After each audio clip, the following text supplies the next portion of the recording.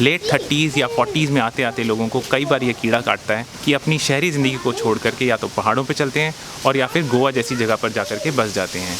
और ये ख्याल मुझे भी कई बार आ चुका है। इसी ख्याल के साथ या तो कई लोग पहाड़ों में चले जाते हैं और या फिर गोवा जैसी जगह को अपना आशियाना बना लेते हैं। बट ऐसे बहुत सारे केसेस हैं जिसमें लोग कुछ ही महीनों में या कुछ ही सालों में इन जगहों को वापस छोड़ करके अपनी शहरी ज़िंदगी में लौट जाते हैं। आज के इस वीडियो में मैं आपको बताऊंगा कि गोवा में आपको किस किस तरह की परेशानियों का सामना करना पड़ सकता है और साथ ही साथ आपको बताऊंगा कि गोवा में किस तरह के लोग आराम से फिट हो सकते हैं। हाय गाइस, मेरा नाम है जितेन और आप देख रहे हैं घुमक्कड़ family.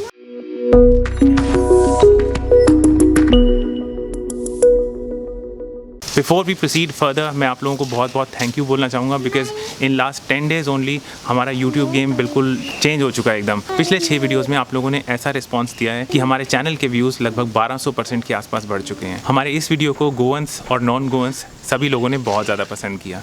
If you feel that you are a sensible traveller and you want to join a community that is full of sensible people, then I would request you to please subscribe to this channel because here we will talk all the sensible things. अब बात करते हैं उन परेशानियों की जो आपको गोवा में शिफ्ट होने के बाद उठानी पड़ सकती हैं।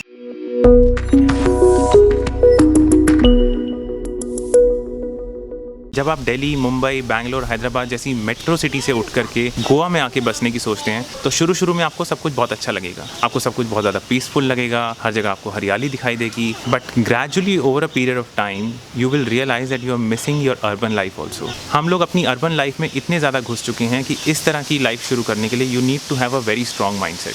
अर्बन लाइफ के अपने ही फ़ायदे होते हैं। एक भागती दौड़ती ज़िंदगी होती है जहाँ सारा काम चुटकी बजाते ही हो जाता है। आजकल सब चीज़ें हमारे मोबाइल पे अवेलेबल हैं। खाना मंगाने से लेकर के कैब मंगाने तक, प्लम्बर मंगाने से लेकर के एक इलेक्ट्रिशियन मंगाने तक, राशन हो या सब्जी, हर चीज़ आपके दरवाजे पे आपको मिल जाती है। That you will not get here. तो शुरू में सब कुछ ठीक रहेगा बट ग्रेजुअली ऐसा हो सकता है कि आप अपनी अर्बन लाइफ को मिस करने लगें।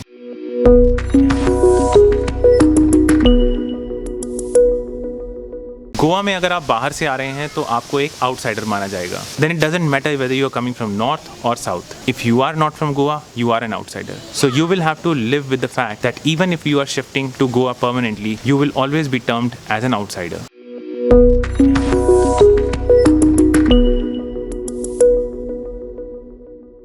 कोस्टल एरिया होने की वजह से गोवा में काफ़ी नेचुरल डिजास्टर्स भी आते हैं। अभी 2 महीने पहले यहाँ पर एक साइक्लोन आया था और इन नेचुरल डिजास्टर्स के साथ साथ कभी कभी बहुत सारी प्रॉब्लम्स भी खड़ी हो जाती हैं। मॉनसून में यहाँ पर कभी कभी इतनी ज़्यादा बारिश हो जाती हैं जिससे लोगों का नॉर्मल जनजीवन प्रभावित हो जाता है। पड़ोसी राज्यों से सब्जियां टाइम पे नहीं पहुंचती जिसकी वजह से सब्जियों के रेट बढ़ जाते हैं। कई बार आपको लॉन्ग इलेक्ट्रिसिटी कट्स का सामना भी करना पड़ सकता है।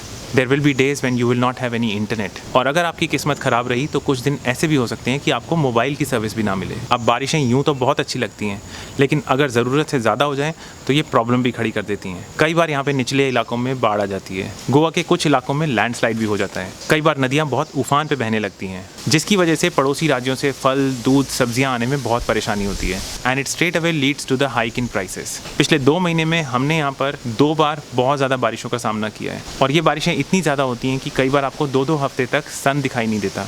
And when that happens it affects the supply of daily needs.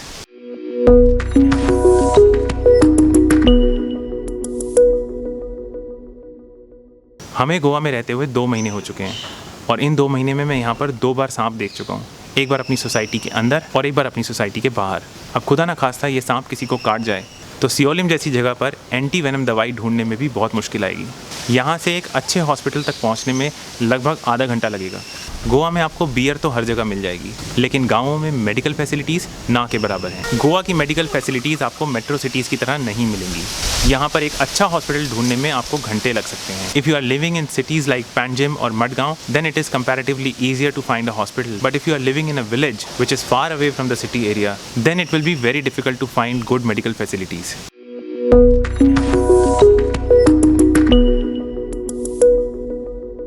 If you are living in Delhi NCR और मुंबई आपको जगह जगह फूड स्टॉल्स मिलेंगे। स्पेशली मेट्रो सिटीज़ के लोग फास्ट फूड पे बहुत ज़्यादा डिपेंडेंट रहते हैं। अब अगर गोवा की बात करें तो टूरिस्ट एरिया के आसपास आपको खाने के काफ़ी ऑप्शंस मिलेंगे बट अगर आप टूरिस्ट एरिया से काफ़ी दूर रहते हैं स्पेशली इन साउथ गोवा तो खाने के बहुत सारे ऑप्शंस आपको नहीं मिलेंगे।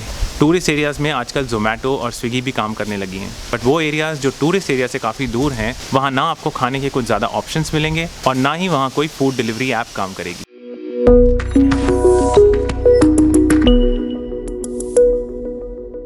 गोवा यूँ यूँ तो टूरिज्म के मामले में हमारी कंट्री में सबसे आगे है, बट यहाँ का ट्रांसपोर्ट सिस्टम बहुत ही ज़्यादा पिछड़ा हुआ है। गोवा में आपको मेट्रो रेल नहीं मिलेगी, लोकल बसेज आराम से नहीं मिलेंगी। अगर आप मेन सिटी पैंजिम और मडगांव को छोड़ दें तो आपको यहाँ कहीं ऑटो रिक्शा तक नहीं मिलेंगे। अच्छा ट्रांसपोर्टेशन सिस्टम ना होने की वजह से गोवा में टैक्सी माफिया ने काफ़ी पैर पसार लिए हैं, and that taxi union does not allow Ola और Uber to enter their state. और ये टैक्सी माफिया आपसे अपने मन मुताबिक रेट्स वसूल करेगा। सो गोवा का ट्रांसपोर्ट सिस्टम बहुत ही ज़्यादा पिछड़ा हुआ है। यहाँ पे कैब बुक करने की एक ऐप है जिसका नाम है Goa Miles, but you can't compare that with Ola और ऊबर।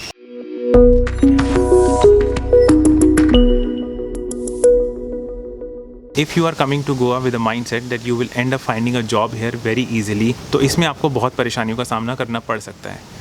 अगर आप रिलेटेड हैं टूरिज्म इंडस्ट्री, माइनिंग या port industry, then it is comparatively easier for you to find a job. But अगर आप इन तीनों के अलावा किसी और इंडस्ट्री से हैं, then it is very difficult to find a job here. अगर आप यहाँ पर आकर के अपना खुद का एक रेस्टोरेंट या कैफ़े चलाना चाहते हैं, वो आप कर सकते हैं, बट उसके लिए आपको काफ़ी सारी परमिशंस लेनी पड़ेंगी, और ये परमिशंस बहुत आसानी से नहीं मिलती हैं। और जहाँ परमिशन की बात आ जाती है वहीं करप्शन चालू हो जाता है।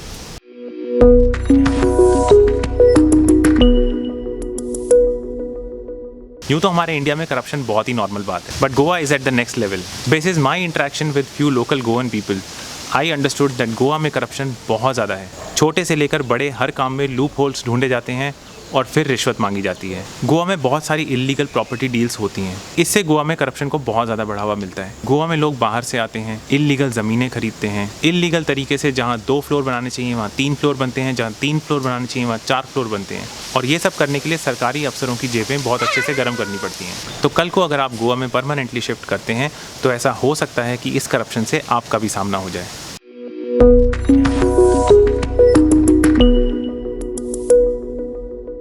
अगर आप छोटी छोटी बातों को लेकर के लाइफ में क्रेव करते रहते हैं, then Goa is definitely not the right place for you to come.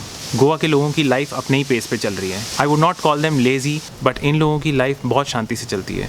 They do everything at their own pace. अगर आप सोचते हैं कि जो चीज़ आपको चाहिए अगले पल भर में वो चीज़ आपको मिल जाएगी, that will not happen in Goa. सो ज़िंदगी के उतार चढ़ावों से अगर आप बहुत ज़्यादा क्रिब करने लग जाते हैं, then this is not the right place for you. Goan people are not in hurry. ये लोग कोई भी काम टाइम लेकर के करते हैं। तो अगर आपका ऐसा व्यवहार है कि छोटी छोटी चीज़ों पे आप खिंचने लगते हैं, so then this is definitely not the right place for you.